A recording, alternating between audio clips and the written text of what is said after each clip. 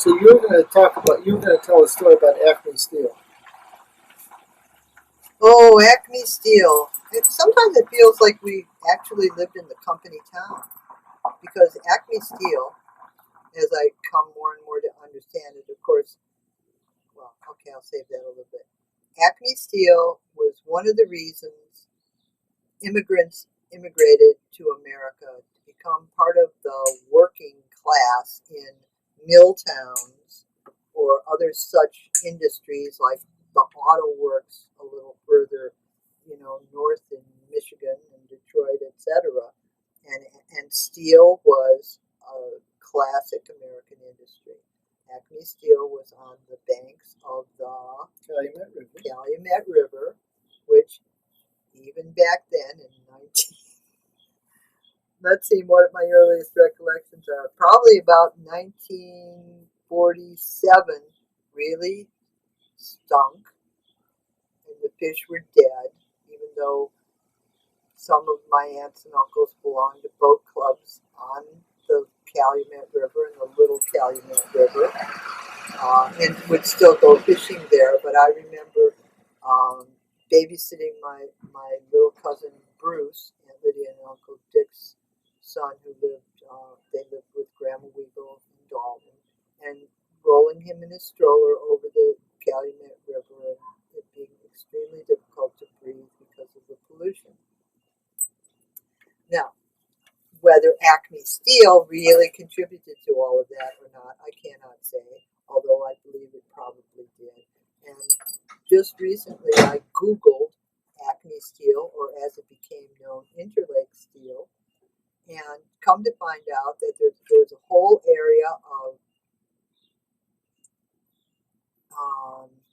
where all the slag and the scraps and the leftover whoozy blah blah what's it's whatever. Anyhow, it's like a super fun site in terms of polluted area, which Interlake or subsequent owners did begin to rehabilitate and whatever through the massive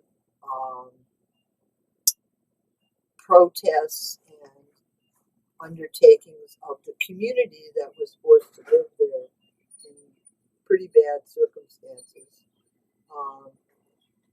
and endure the health problems inherent in living in highly polluted areas, which really, I think was right on the edge of where certain of our relatives moved. Remember where the drive-in theater was?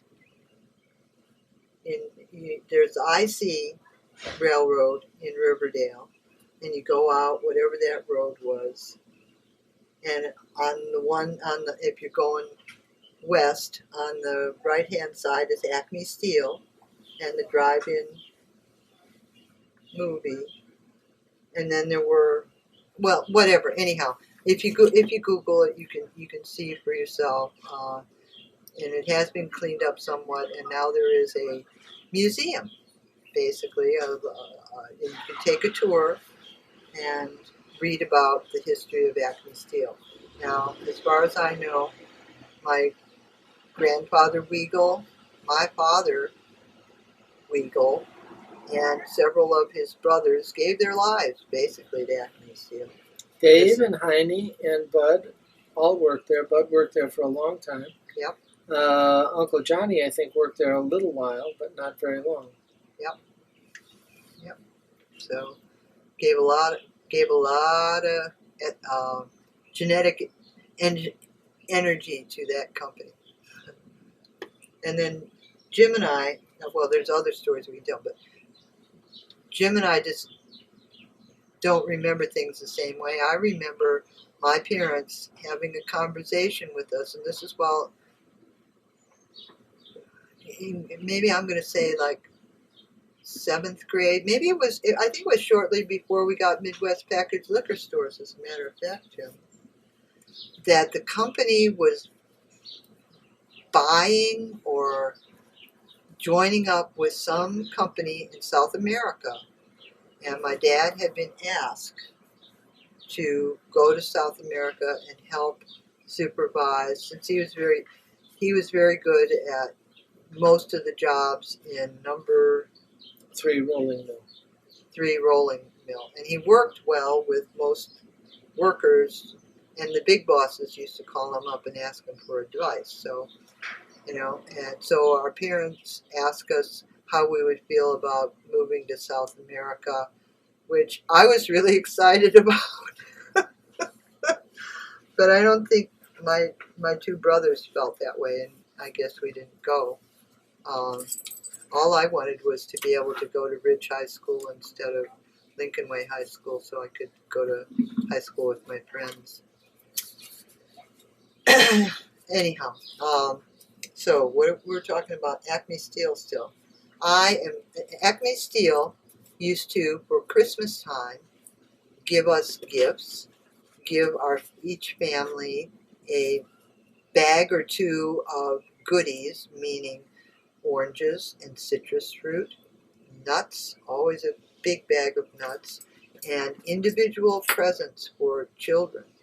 I think Tom got a chemistry set from them one year. I'm not sure what we got, but and then like a practical thing, like I think we got mittens or a scarf or a hat or something.